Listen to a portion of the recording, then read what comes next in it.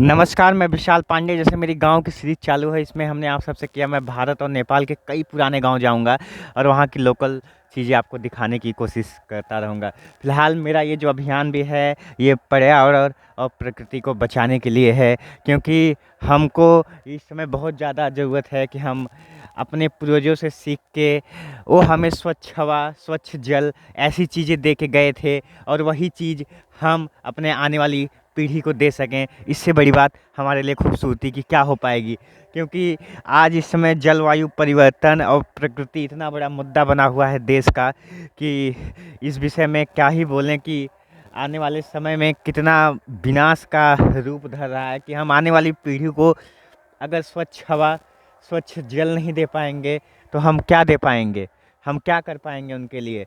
हम उनको टेक्नोलॉजी दे सकते हैं, हम उनको आधुनिकता दे सकते हैं, लेकिन अगर उनको हम स्वच्छ हवा नहीं दे सकते तो फिर उनका जीवन व्यर्थ है। और ये बड़ी विनाश की बात है कि इतनी प्यारी सी धरती माँ, इतने प्यारे से प्रकृति, इतने प्यारे से लोग, और हम इसको पूरा अ, हवा प्रदूषित, जल दूषित और तमाम तरह के जलवायु परिवर्तन के नतीजे हम सब भुगत रहे हैं। और विनाश की बात यह है कि आने वाली पीढ़ी इसकी बहुत बड़ी भुक्तभोगी होगी और इसका जिम्मेदार कौन होगा।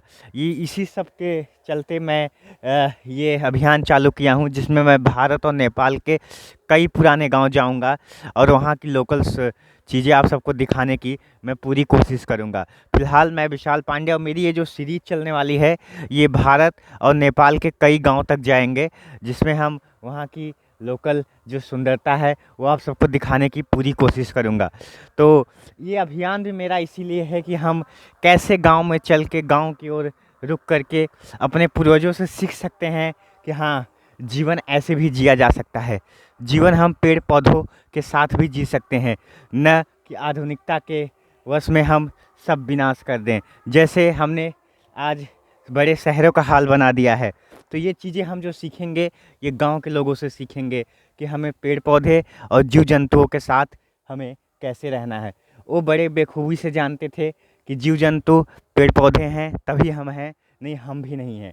तो ये चीज़ें जो हम सीखेंगे, ये गांव के लोगों से सीखेंगे कि हम पेड़ पौधे और जीव जंतु के साथ कैसे रहना है, ना कि किसी पॉलिटिशियन और ना कि किसी नेता से सीखेंगे कि जो एसी हॉल और एसी गाड़ी में आके बैठ के पर्यावरण और प्राकृतिक के ऊपर बातें बोले।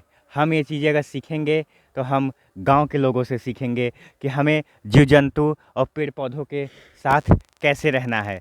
मैं विशाल पांडे, मेरा ये सीरीज जारी रहेगी, जिसमें मैं भारत और नेपाल के कई पुराने गांव जाऊंगा और वहाँ की लोकल सुंदरता जो है आप सबको दिखाने की मैं पूरी कोशिश करूंगा।